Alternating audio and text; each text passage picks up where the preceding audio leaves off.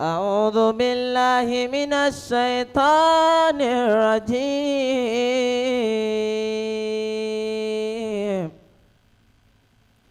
بسم الله الرحمن الرحيم.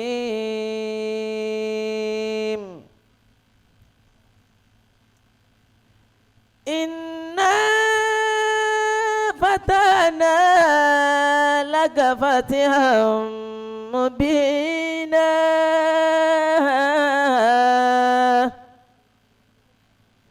ليغفر لك الله ما تقدم من ذنبك وما تأخر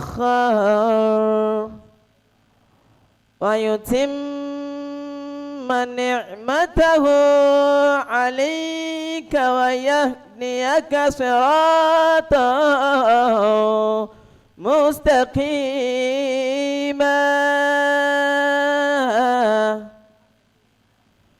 وينصرك الله نصرا عزيزا.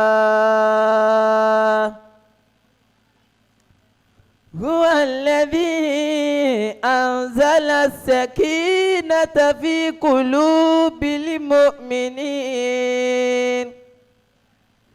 ليزدادوا إيمانا مع إيمانهم ولله جنود السماوات والأرض وكان الله عزيزا حكيما. ليدخل المؤمنين والمؤمنات جنات تجري من تحتها الأنهار خالدين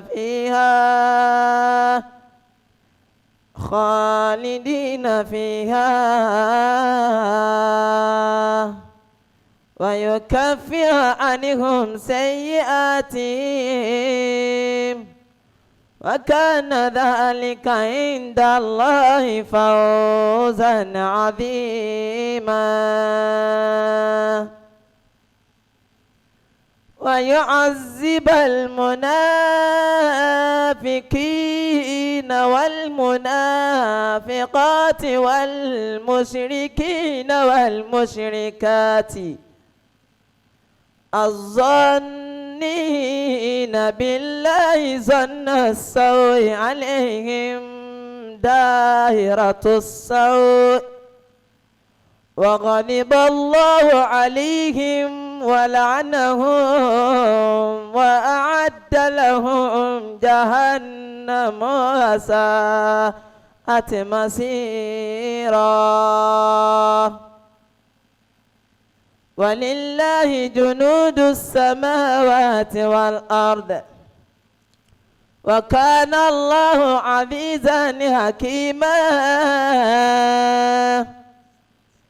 إنا أرسلناك شاهدا ومبشرا ونذيرا لتؤمنون بالله ورسوله وتعزروه وتوقروه وتسبحوه بكرة وأصيلا. وما محمد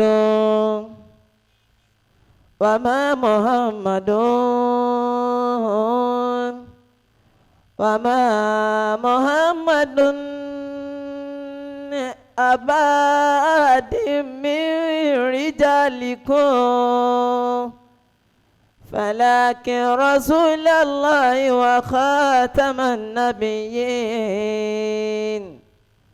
وكان الله بكل شيء عليما. وما محمد وما محمد إلا رسول قد خلت من قبله الرسل أفإن مات أو قتل انقلبتم على أعقابكم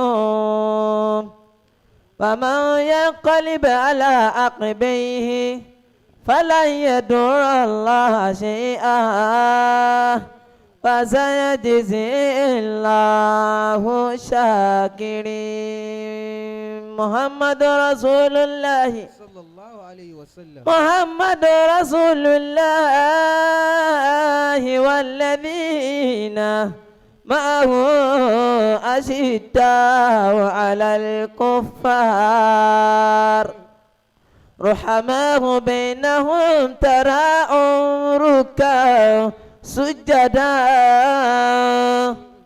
يبتغون فضلا من الله ورضوانا سيماهم في وجوههم من أثر السجود ذلك مثلهم في التوراة ومثلهم في الإنجيل كذلك إن أخرج شطأه فآزره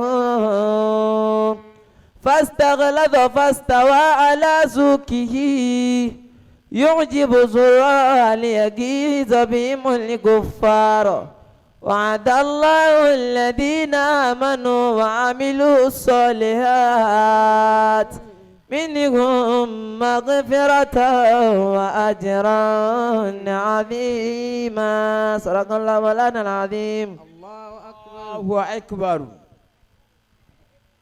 Nígbà tí a ń ka Kùránì lọ́wọ́ ní àwọn àsàlátù wa Jasrai ni wọ́n wọlé ọlọ́mọṣẹ́ járe yín pẹ́sà Àmín. ọlọ́run jẹ́ kẹ́mi ẹ̀yin ìyàwó ogun fún wa pẹ̀lú ògùn ọlọ́run ẹ̀ ní masari ọmọ alibarika ọlá nàbì ọlá àdékùsù ọlọ́run.